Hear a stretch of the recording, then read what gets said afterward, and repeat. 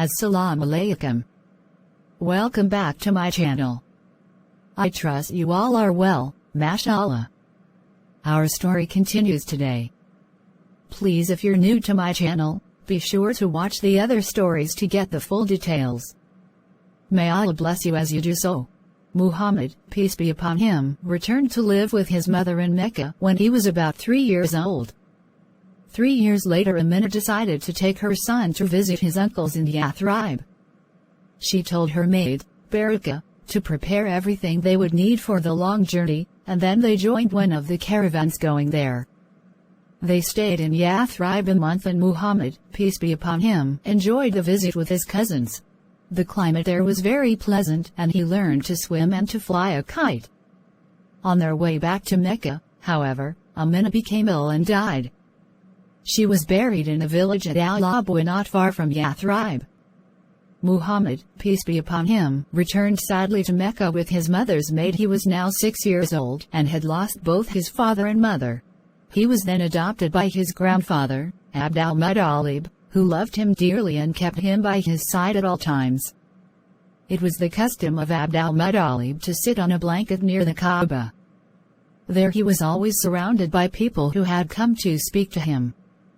No one was allowed to sit on the blanket with him, however, except his grandson Muhammad, peace be upon him, which shows how close they were to each other. Many times Abd al-Muttalib was heard to say, "This boy will be very important one day." 2 years later, Abd al-Muttalib became ill, and Muhammad, peace be upon him, stayed by him constantly. Abd al-Muttalib told his son, Abu Talib, to adopt Muhammad, peace be upon him, after his death, which he did.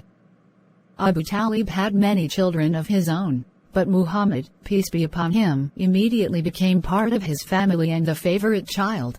The time came for Quraysh to prepare a caravan to go to Syria. Abu Talib was going with them, and he took Muhammad, peace be upon him, along. It was Muhammad's first journey to the north. After days of travel, the caravan arrived at a place near Syria where the Romans used to come to trade with the Arabs. Near this marketplace lived a monk called Bahira. His cell had been used by generations of monks before him and contained ancient manuscripts. Bahira saw the caravan in the distance and was amazed to see that over it was a large white cloud. It was the only cloud in a clear blue sky, and it appeared to be shading one of the travelers. The monk was even more surprised to see that the cloud seemed to follow the caravan, but disappeared when the person it was shading sat down under a tree. Bahira knew from the scriptures that a prophet was expected to come after Prophet Isa, upon him be peace, and it had been his wish to see this prophet before he died.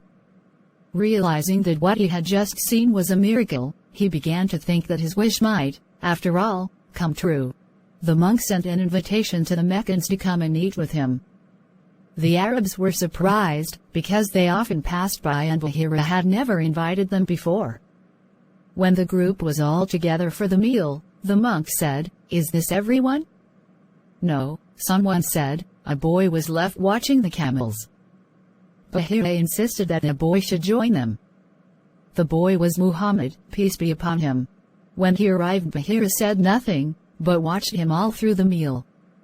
He noticed many things about his appearance which fitted the description in the old manuscripts. Later on, he took him aside and asked Muhammad, peace be upon him, many questions. He soon found out how he felt about the idols in the Kaaba. When Bahira tried to make him swear by them, as the Arabs used to do, Muhammad, peace be upon him, said, "There is nothing in this world that I hate more." They talked together about Allah and about Muhammad's life and family. What was said made Bahira certain that this was indeed the Prophet who would follow Isa, upon him be peace. Then the monk went to Abu Talib and asked him how he was related to Muhammad, peace be upon him. Abu Talib told him that Muhammad was his son. Bahira replied that this could not be so because the boy was destined to grow up an orphan, and he ordered Abu Talib to watch over Muhammad with great care. There are many stories told about Muhammad's youth. Some tell of how he used to take the family's sheep to graze and was always kind to them. While they grazed, he would sit thinking about the mysteries of nature. Unlike those around him, He never worshipped the idols and never swore by them. He also wondered why people were always struggling for power and money, and this saddened him and made him feel lonely, but he kept his feelings to himself. He was a quiet, thoughtful boy, and rarely played with other boys of his age. On one occasion, however, Muhammad, peace be upon him, went with some of the boys to a wedding in Mecca. When he reached the house he heard the sounds of music and dancing, but just as he was about to enter he suddenly felt tired and, sitting down, fell asleep. He didn't wake up until late the next morning and thus missed the celebrations. In this way Allah prevented him from doing anything foolish, for he was keeping Muhammad, peace be upon him, for something much more important.